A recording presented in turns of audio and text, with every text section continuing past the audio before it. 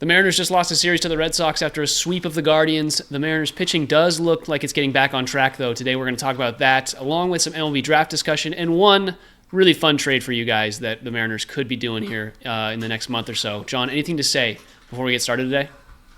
You ask me every single time. I never have anything to say. Let's do it. All right, here is some Coyote Picnic.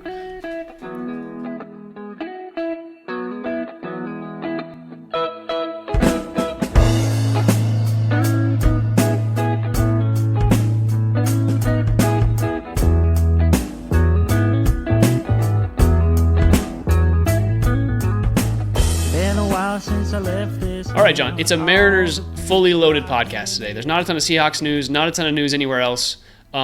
Real quick, might as well discuss it. The Sounders, they're in the Club World Cup. They lose to Botafogo 2-1. Kind of a fun game. They 23 shot attempts, only 5 were on goal. They're just rattling them off. Spray and pray, baby. Yeah, not as close as it looked. Botafogo jumped out to a 2-0 lead, and we got one in the 75th minute to make it look a little better. But nice not to get spanked by a pretty good Brazilian squad. Yeah. We possessed the ball for 60% of the game, so really not too bad. We will see how it shapes up when we come up against Atletico Madrid here pretty soon and PSG. But it's fun. Sounders get a little bit of a break from MLS play, which is nice with this, so that's good for them. And then also we've got the Seattle Storm. I've played 3 games since we last talked. They've gone 2-1. They beat the Lynx, which is kind of the big game there. But they did lose to the Valkyries, the obviously expansion franchise. Other than that, it's been kind of they've had a middle of the road season. They're 3rd in the Western Conference, and it's exactly what we expected from them as the weeks have gone by. Anything to note there? Yeah, I mean, Valkyries' loss isn't bad for a startup franchise. They're 5-6 in the West, holding their own. Yeah.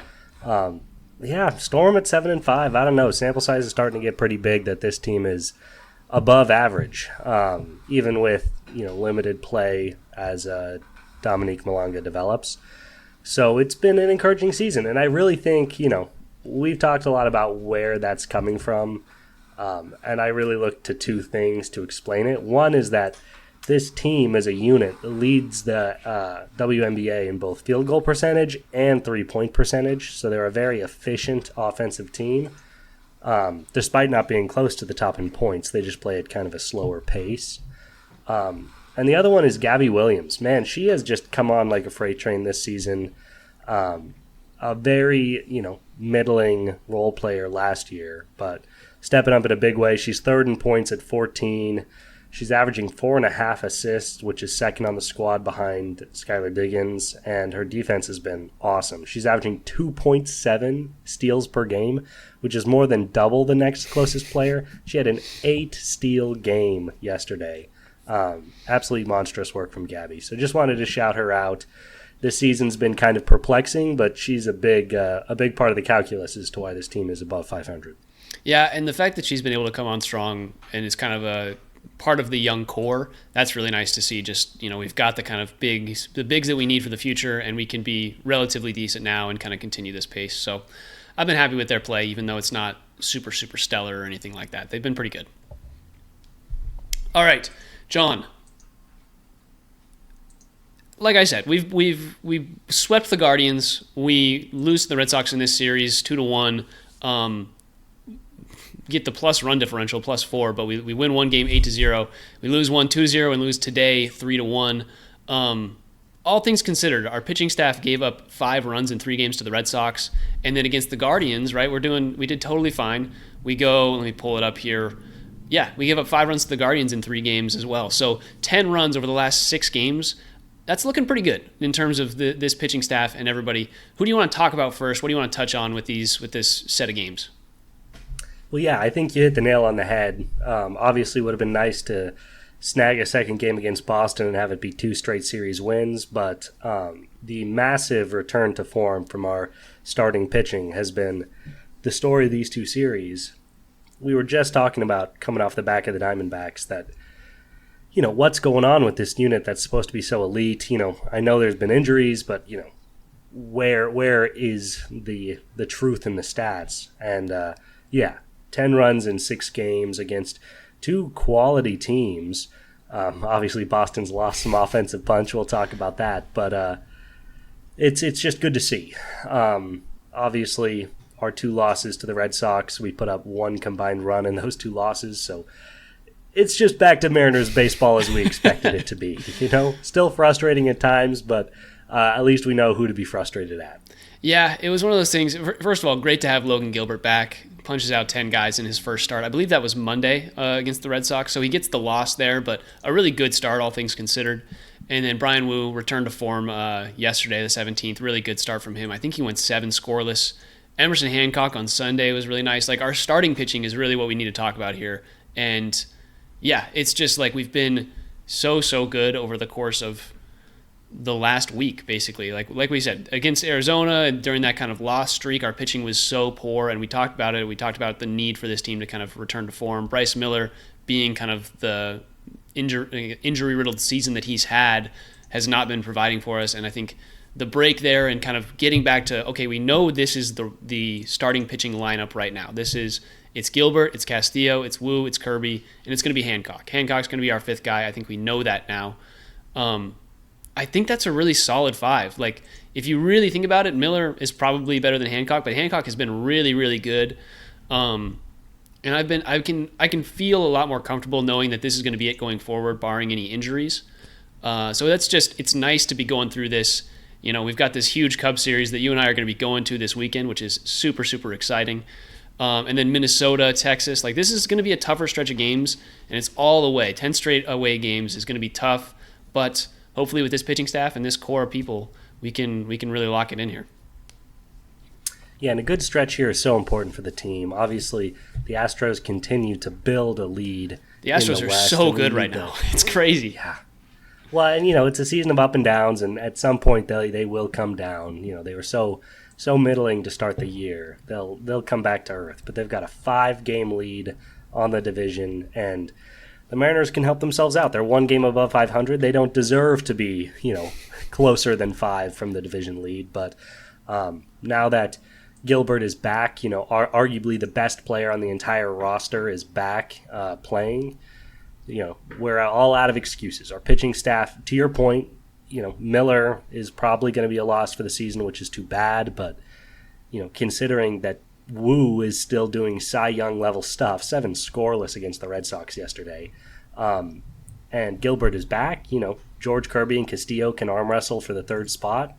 Our starting pitching is going to look a lot better for the next 30 games than it has for the last 30.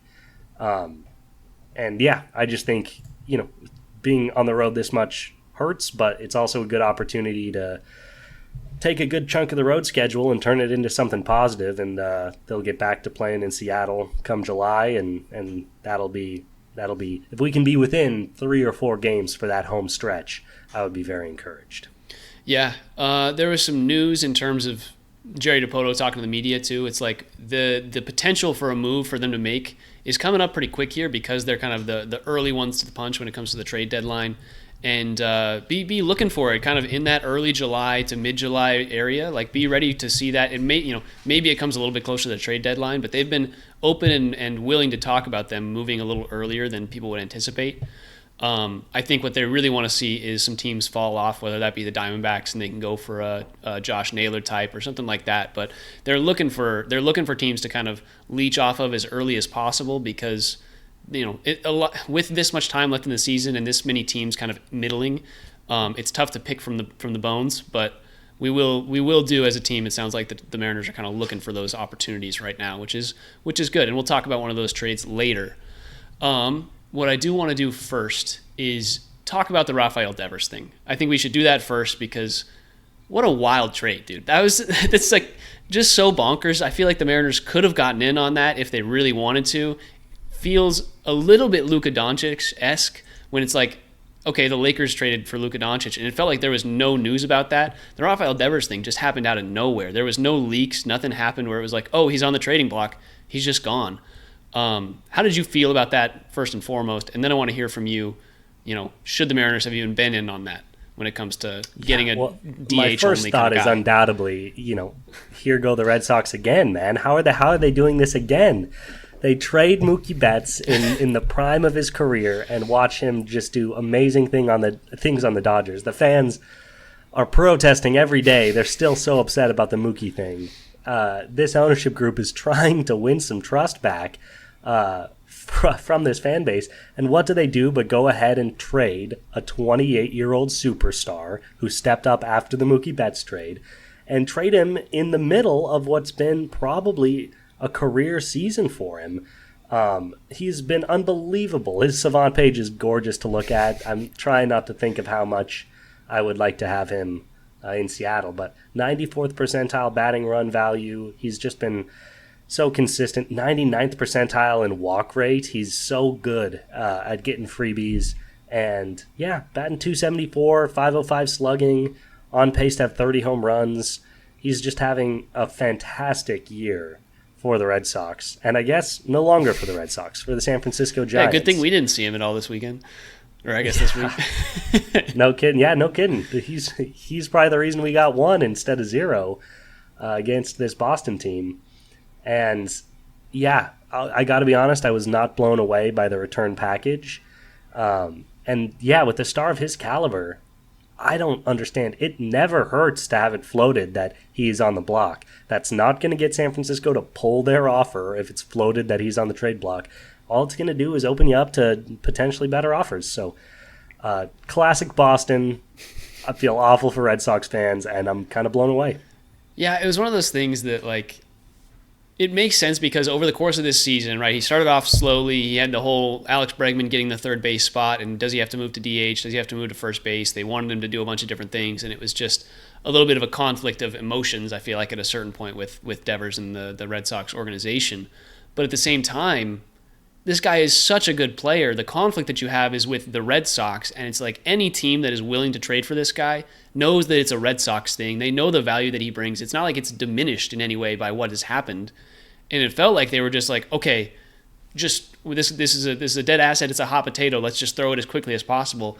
But you really should have floated it for a little bit. I think the real issue was it would have gotten into a much worse situation if he had found out that they were floating his name. Like I really feel like it was a situation where it was like he didn't know much about this trade idea, and the Red Sox were just like, okay, let's get this out of the way and not have any news come out. Because if news does come out, this guy's going to be even more frustrated with us. It's going to spark some just like bad player relationship type stuff, and that kind of thing that can happen and really put a franchise in jeopardy when it comes to, the Mariners have dealt with that as well in terms of having poor relationships with players or not paying their players and things like that. The Mariners have dealt with that, and they, the repercussions of that have been pretty tough.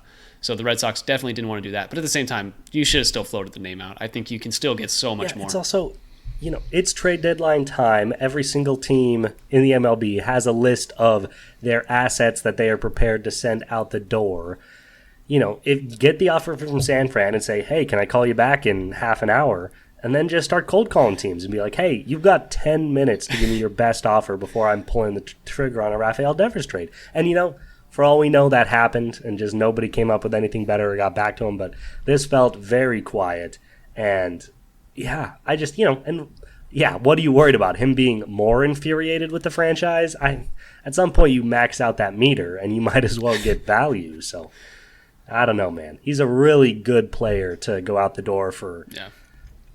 One player and 2 prospects. Yeah, contract's a little scary long term, but you're not paying for long term with Rafael Devers. You're paying for like the window that he creates with the Giants right now is so nice with their team and how they've constructed it right now. It's really good for them. He's also 28. Yeah. He's not 33. Yeah, and the fact that he walks, he's patient. He can hit home runs. Like it's a profile that's not like a super contact oriented, has to be fast, that kind of thing. Like this guy is going to do the same thing for the next five years at the very least. So kind of really shocked. I think the Mariners could have traded for him. I think a lot of people have had this discussion already, but they could have traded for him if they were willing to give up a little bit more. But I know that the Red Sox probably wanted pitching. Their core of young players is in the hitting and fielding department and not necessarily on the pitching side of things. So I understand the Mariners don't really have a glut of pitchers in terms of their farm system at this point, which we'll talk about that as well later because this is just such a full pod. Called them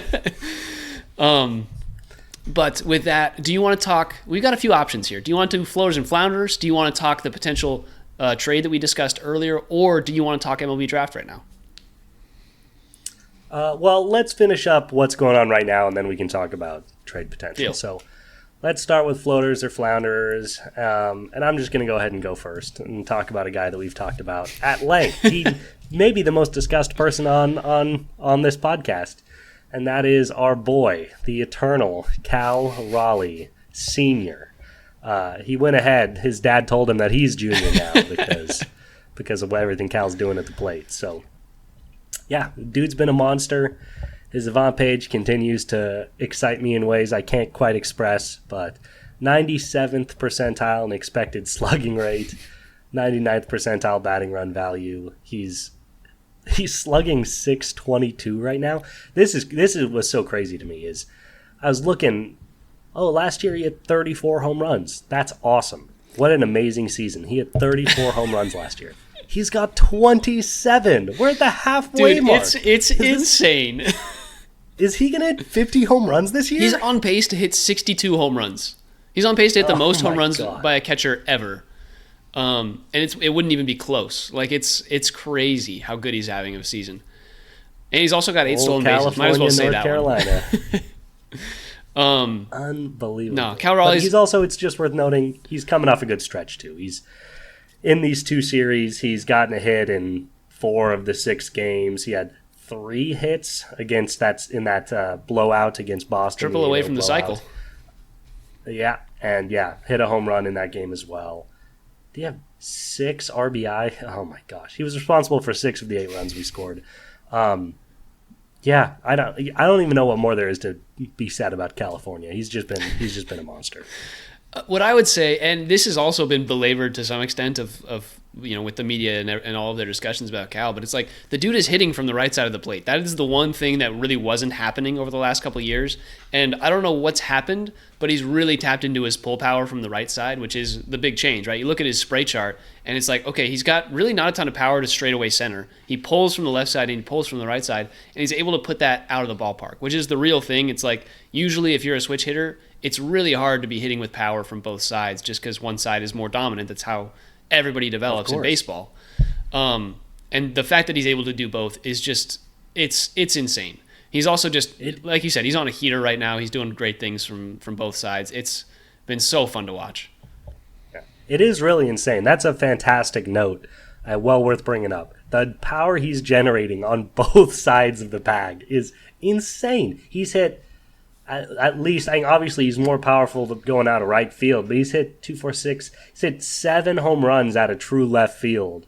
Yeah, I don't know, man. This guy, I'm just trying to even imagine the amount that I struggle to swing a bat right now. I'm going to imagine you tell me to, hop onto the other side of the plate and also generate some sort of power there. What a special player. God, I love Cal.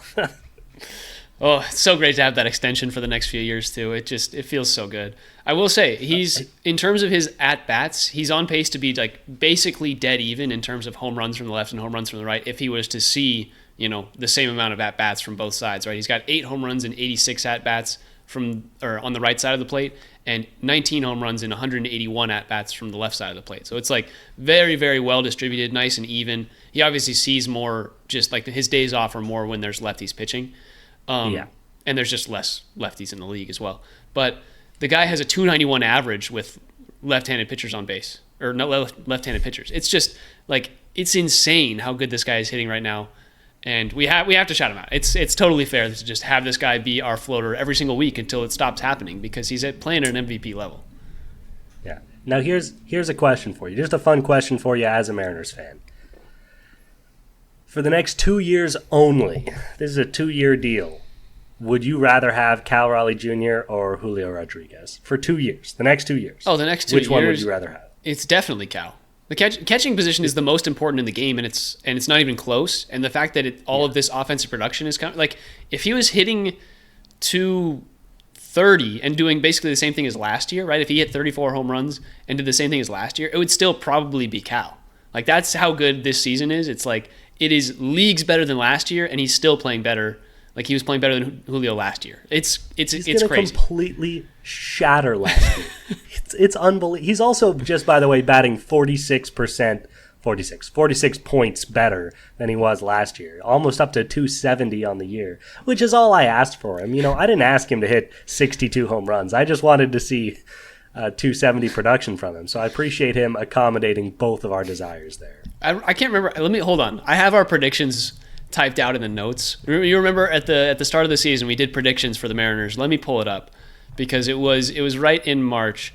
We had we had strikeout percentage, 27.5 strikeout percentage was our bet, and we both took the over. He's even outperforming it on the strikeout percentage that we predicted, which is crazy. 25.5% on strikeout percentage. So Cal's sneaking under that line. What a guy. Anyways, let's move on. Floaters and flounders, we could talk about this guy for hours. I'm going to take a guy who has actually been hitting pretty well, and I think it's gone a little bit under the radar because of his average and kind of how it looks, when you throw the numbers up on the screen. But Cole Young started off the year 1 for 25, and since then is now 11 for 29. Like in his last 8 games, he's 11 for 29. That's an above 300 average. Like the guy's been hitting and getting on base. He's not necessarily hitting for power. He had a double off the wall at one point in the last few days. I don't remember which exact game it was, but the guy's been just like hitting, getting on base, doing the thing that we know that Cole Young can do. Obviously, his average, is low because of that early stretch, but like I said, hitting above 300 in the last 8 games. Small sample size, but that's basically a week and a half of just solid play from our guy who's taken a little bit of time to get adjusted to the majors and has done a pretty good job of that. The kid's 21 years old. Yeah. He discovered beer this year. Are you kidding me? And he's still being able to do these things? The fact that he discovered beer this year and he's doing these things is great. Yeah, sample size is tiny, but he's been playing a lot better recently. His total average for the season's all the way up to 250, which is a great sign. 607 OPS. We'll see where that goes on the year, but anything he gives you this year has found money as far as I'm concerned, because he's a kid. He's 21 years old. Yeah, this is, first of all, again, it's crazy that Julio's only 23 and it feels like he's been in the league forever, but it's like this is a pretty early stage to have a guy coming into the league, which is really cool that he's been able to make these adjustments, and we see that from him. Obviously, not a huge slugging guy, but those doubles will start to add up. He'll get that OPS a little higher, and he's a guy you would expect when he comes into the league and is more consistent play. You expect him to hit 270, 280, and just be an on-base machine, and he's turning into what that could be, which is exciting. We basically want him to be J.P. Crawford light right now, and he's doing it. That'd be amazing if he could develop into that. But we'll see where his journey takes him. My next guy, I also have a floater. Coming off a 4-2 week, we gotta have some positive discussions at some point. We're optimistic guys. What can we say? But I'm taking a guy who you wouldn't necessarily think is floating if you look at his Savant page, and that is Emerson Hancock, our star 5th pitcher. Advanced numbers aren't great, but you can't just focus on those all the time.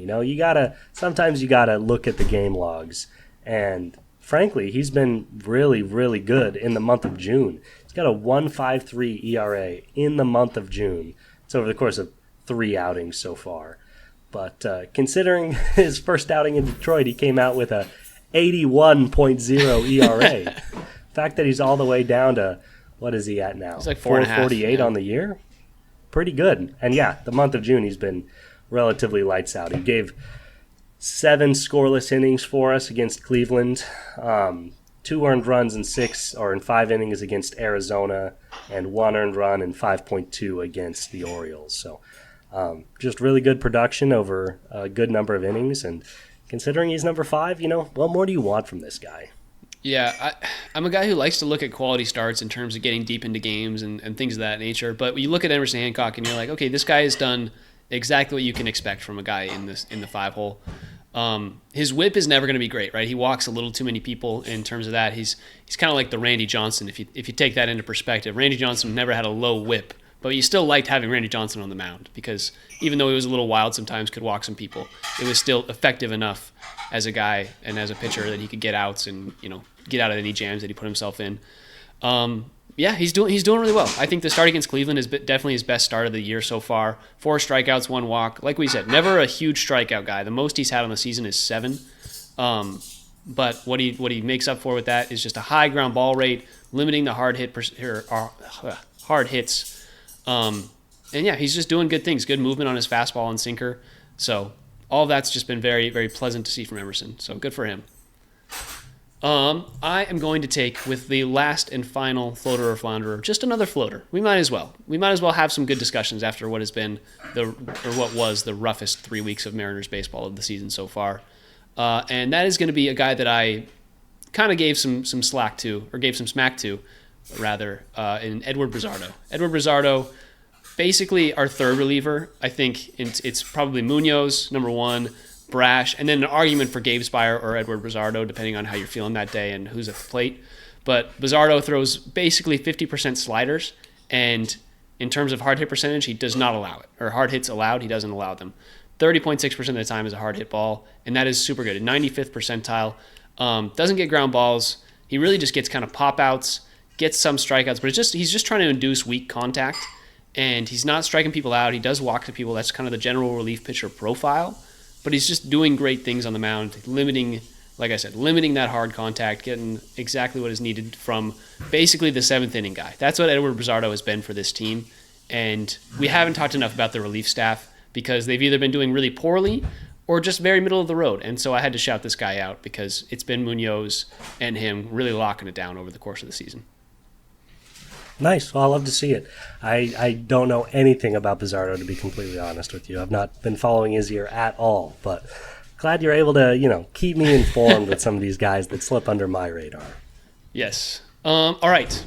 There it is. Let's talk one more thing with the Major League roster, and that would be the trade. Let's jump to the trade that you really wanted to talk about because it is a reuniting of old flames, if you will. Break it down for me, John. Well, yeah, you brought up this idea, and I thought it was a good one, and that's the idea of going out and reacquiring an old flame. Should we have ever let him go? Who's to say? And that is our boy Eugenio Suarez, having an outstanding year for the Arizona Diamondbacks. 21 home runs already on the year, slugging .525. Advanced stats look good, and .234 average, but you know what you're getting when he comes to the plate, and that is, a lot of power and a lot of home run generation. And we missed that in Seattle. Cal's been carrying that load basically on his own. The idea of, bringing him in at third base and, securing a little more oomph for this offense would be quite tempting. Yeah, I'm all in on it. I know he's 33. Probably not a whole lot of gas left in the tank, but he had 30 home runs last year, so he's been doing it. Yeah, it's the final year of his contract. He's making $15 million this year, and all things considered, he's been pretty productive. And it's a spot in terms of right-handed power that is. He kind of just hits differently than I was going to say Gino, but he hits differently than Randy Arozarena. Because Randy is more of a doubles guy. We've talked about that before. And that right-handed power is just not something that's been provided from Julio. Randy's been a little bit low in terms of home run totals. So having just a little bit more oomph, having a guy who we know can play a really solid third base, and we could deal from a position, not a position, but a glut of strength when it comes to dealing with our prospects and dealing from there would feel better in terms of what I think we could get Gino for. Like, I think it may be a 2 lower end prospects or like a 1 middling prospect, because Gino, for a team in the Diamondbacks that may or may not want to compete, if they want to trade Gino, that's their sign that they don't want to compete. We could give them 1 good prospect, take the Gino salary, or if we want them to take it, we give them another prospect or something like that. But I like the idea of adding Gino because Williamson has just been very, very, he's solid defensively, but just nothing there offensively in terms of power. And when you get to the bottom 3 spots in this lineup, there's not a lot of power to be had, right? You've got Williamson, you've got Cole Young, and you've got Donovan Solano basically hitting 7, 8, 9 every night. And if you can lengthen the lineup with 1 more good player, Gino batting 5th or 6th, that would feel so much better. And I just think it's a good addition. I'd have to you talk about him again for a couple seconds. I'll look at our prospects. Yeah. Now, There are a couple things I think that would make this tough. One is that Arizona's really good right now. Yeah, they're kind of on a heater. Yeah, and so I don't necessarily know why they'd want to give up probably their best slugger on the roster. But and that's one complicating factor. The second complicating factor is that, as a 33-year-old bat, I'm assuming the value we'd want to give up is pretty limited. Yeah. And again, for a team that's looking to compete this year, why would they take, a diminished return on a guy that's giving them value for what their goal is, which is competing for a World Series. And the third complicating factor is that he's hit 21 home runs. He's on pace for like 45 home runs this year. Last year he hit 30. The year before that he hit 22. So, at what point does water find its level? It's probably reasonable not to expect him to duplicate what he's done over the first half of the season. So again, that's another reason the Mariners might be like, hey, slow down on value. But the Diamondbacks would be like, why would we give you him for anything less than for, probably an accentuated value? We'd probably have to sweeten the deal a little bit to pull him away. Yeah, it's a question of if the Diamondbacks want to stay competitive. They're in the division with the Giants, who just acquired Rafael Devers, if we didn't already talk about that enough. They've got the Dodgers. They've got the Padres. Those are three teams that are going to be in contention for the wild card. And if you're a middling team in the Diamondbacks, who are just barely above 500 right now, but they're going to have to play these teams a lot more over the course of the season, right? You play the most games against your division. It's do they think that they can win most of those games? And this is also, this trade situation would likely be one that would happen as this, closer to the trade deadline, as they find out, okay, we're not going to be good enough. If the Mariners are still at this point wanting to add, this is the kind of thing that they would do. I'm looking at the Mariners prospects right now. I think a Ty Pete and maybe like a low-end prospect. Ty Pete's our currently number 12 ranked prospect, but there's a lot of good hype about him. Good shortstop prospect, can play the outfield, is a solid contact guy. I think the Diamondbacks would like to have him. They don't really have a ton of like shortstop pure prospects, and the Mariners could deal from a position of strength there. I also think that we could, tag on something else, and maybe they take some of the Geno money. Maybe just like a nice pitcher that looks decent enough, Cole Phillips, something like that. So I think that is a safe bet that the Mariners could take for a single year or like basically a half a year of Geno. I think that's a good option, and you can go from there. If you want to also acquire Josh Naylor, hint hint, then we could talk about getting a few prospects in that deal. Arizona Diamondbacks maybe doing a little bit of a retooling, getting guys that are closer to the big leagues. But that's a discussion for another day. This was just the Geno reunion, and I like Ty P for Geno. Honestly, that feels like a really even, pretty fair trade when it comes to that. If we want them to take the money, we give them a little bit of something else, a little bit of spice on the end of that deal. Yeah. So, and that's this is a fun trade, and it would certainly be great for the Mariners, and I do think that's a fair value for what Geno is at this point. I do think the question just comes back, why would the Diamondbacks want to, pull the plug at this point of this season?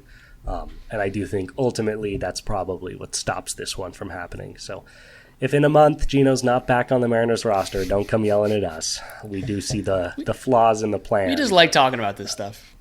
Yeah, come on, give us a break. We just love our boy. Can you imagine having Geno and Cal on the same team? Oh. That's 48 home runs on the year already. That'd be insane. Just bring back the 2021 Mariners or whatever year it was that Geno was on the team. 2023 maybe. First teammates to combine for 100. Are you ready for it? All right. Next up, we just have one more thing to talk about, and that would be the MLB draft. The Mariners have the third pick in the MLB draft coming up, following the Nationals with the number 1 pick and the Angels with the number 2 pick. A lot of the buzz in terms of the MLB draft right now is in response to what is happening in the College World Series, right? A lot of the good pitchers have pitched recently in the College World Series. We've seen a lot of their stuff in high leverage situations, and the three guys of note that everybody's talking about are Cade Anderson, Liam Doyle, and Jamie Arnold. Those are three left-handed pitchers coming out of Florida State, Tennessee, and LSU. It's SEC. What can I say? Or I guess Florida State's ACC, but they're three really good pitchers who are, have performed well. They're relatively young when it comes to that. I guess Liam Doyle's a little older. Cade Anderson's a couple years into his college career. and he's kind of the younger end of the things, but he still is pitched enough to where you could see him coming in hot and starting relatively quickly. A lot of people think the Angels are associated with Liam Doyle mainly because he's pitched for 5 years. He got the COVID year, and the Angels really like taking players that they can put into their major league roster relatively quickly. That's just kind of the Angels' thing. They like doing that. So people associate Liam Doyle with the Angels, but let me just give you some stats, right? Cade Anderson had 3.5 ERA this year at LSU, went 11-1, and was just really, really solid, right? He allowed 1.3 home runs per 9 innings, 13.9 strikeouts, and 2.5 walks per 9 innings, 5.5 strikeout to walk ratio, a whip of 1.073, right? That's really good, right? Anything hovering around 1 or below 1 is really, really nice. Once you get into the 1.2, that's when you can be a little concerned. Let me talk Liam Doyle here. Tennessee guy has bounced around, but he's at Tennessee this year. 10-4 with a 3.2 ERA, 15.4 strikeouts per 9 innings, 5.13 strikeouts to walk ratio, a whip of 0.993. These are really solid numbers. And then Jamie Arnold, the guy who a lot of people, there was a mock draft that came out today. A lot of people really saw this name and they were like, okay, we can get behind this for the Mariners. Florida State guy, went 8-2 this year with a 2.98 ERA, whip of 1.063, strikeouts per 9 at 12.6, and a 4.4 strikeout to walk ratio. So a little less on the strikeout side, but that's not necessarily where the Mariners find their bread and butter, and especially in this ballpark, you can see any pitcher with a whip like that succeeding. So a really good pitcher. He pitched 84 innings this year in terms of for Jamie Arnold. Liam Doyle threw 95, and Cade Anderson threw 110. Right, so these are three guys who have shown that they can put some what am I trying to say? Put some use into their arm, I guess is what I could say. Put a little mustard on it. Is that what you're saying? Put a little mustard on the arm. They've been shown to put in some work, and they're guys that I think the thing here is the Mariners have been able to find good pitching talent in the later rounds. Right, Emerson Hancock was not like a number 6 pick, but they've been able to get a guy like Brian Wu from Cal Poly. And he was a closer. It's like a random pick that they were able to turn into a starter. So I personally don't love starting pitching for the Mariners at the 3rd slot, right? If you find yourself in a position where the first 2 picks were taken and they're these left-handed pitchers, now granted, the Mariners farm system has loaded up on hitters since we kind of had this the turn from Logan Gilbert to George Kirby and Emerson Hancock and Bryce Miller, Brian Wu, like that cluster of guys that turned into something where now they picked all the hitters and now they're kind of on the turn again to where they need to be taking pitchers. So there's a world where they take a pitcher, right? I don't love it because I feel like they have shown that they can draft pitchers at any given point in the draft and turn them into good talent. So I look now at a guy like Ethan Holiday. If he's available, he's like a guy who has the talent to be a number 1 high school prep guy, Matt Holiday's son, the brother of Jackson Holiday on the Orioles right now. He's got the talent to be the number 1 pick, right? He's good enough, shortstop guy. He's just the type of player that we already have 6 of in our farm system, because of the way we've been picking. We've also got Ava Arquette. He was a UW guy, went to Oregon State, and played really well this year. And in 2025, right, he hit. Let me pull it up. 354 with a 461 on base and a 654 slugging for an OPS of 1.115. Over 1,000 OPS is obviously still great in college. He's a guy who is probably going to be a top 5 pick. Just depends on where he goes in terms of who wants who. And the MLB draft bounces around so much. You never really know what's going to happen. But these are all players that are just really, really talented. And the fact that the Mariners get to pick one of them, and it could be even another guy that we don't even really know about, but these are the 5 that I think we should, as a Mariners fan base, we should all be getting a look at and saying, okay, I'd be okay with any of these. Who's your number 1? Like, this is like the discussion to be had in terms of the Mariners Twitter sphere, I guess would be where to look at it. Yeah, I like all those guys. Optionality is good. Lucking into the 3rd overall pick is obviously a sick development for the Nerds. But I do think I kind of disagree with you. I kind of want to go with an arm. I appreciate what you're saying about this, this this staff being able to develop talent from anywhere. But I also think, what happens when you give guys this good at developing talent, a Randy Johnson, I think what that can be is something really, really special. And I do just think, with the ebbs and flows of the prospect system, any guy you draft, you wouldn't see probably for 2 or 3 years minimum. And, we have to face the facts that, with this ownership being what it is, in 2 or 3 years, we're probably going to be down 1 or 2 or 3 of these young, talented pitchers that we're talking about. So it'll be about time to start replacing some of these names, whether that's Kirby or Miller or any number of these guys. So I really like the guy at LSU. You just said his name, and I already forgot it, but I watched him drag Arkansas, the number 3 team in the country, over the coals, just absolutely eat Arkansas alive for that entire game. So I think, I like seeing it with my eyes. He seems like a stud. He's got great measurables and obviously has the ability to do it on the highest level. So a guy like that would really excite me. A lot of really good pitchers in this draft. And yeah, I say go get a lefty. We've got a lot of young, talented bats in the prospect system. Let's get a couple more arms. Yeah, I totally get the idea. I'm a baseball dude who loves watching dudes hit bombs. I like hitters. But no, I think simple mind. Yeah, Cade Anderson, the guy at LSU that you're talking about, 170 strikeouts on the year to 30 walks. That's just good numbers. That's a guy who's 20 years old right now, is pitching at LSU and is in the College World Series and is just dominating, right? This is a dude who's young and at the same time has the ability to progress that much quicker because he's a young arm. He's not a guy who is 25 and ready to come into the league, basically. Which is super, super nice. They're all kind of the same size, right? They're all 6'2", 6'1", lefties around 200 pounds. If you get any one of them, you're going to get a really solid guy, and the Mariners pitching staff, I think, would have a ball with whoever they got in terms of pitching. So I would not be opposed to any of them. I just like the idea of getting an ex-UW guy, an Ava Arquette or something like that would be a little fun. We love our Beavers here, man. There's no doubt about it. That man's he followed my path. Yeah. That's the joy of the number 3 overall pick, man. They're not going to lose. Whoever they pick is going to be a stud. I'm just excited to see who it is. Yep. So just those of you, again, I'll rattle off the names. If you're listening to this point in the pod, check out these guys. Check them out and just look them up on YouTube. See what they've kind of been doing. Cade Anderson from LSU, Liam Doyle out of Tennessee, Jamie Arnold out of Florida State, Ava Arquette out of Oregon State, and then Ethan Holiday, the prep high school player out of Oklahoma. There it is. All right, John, we did it. Sub 45-minute podcast. That was pretty good. I think we did a great job. We covered 8 different things that had to do with the Mariners. Anything to say before I sign us off? We're pros, man. We get better at this every time we do it. It's a joy and a privilege. Yes.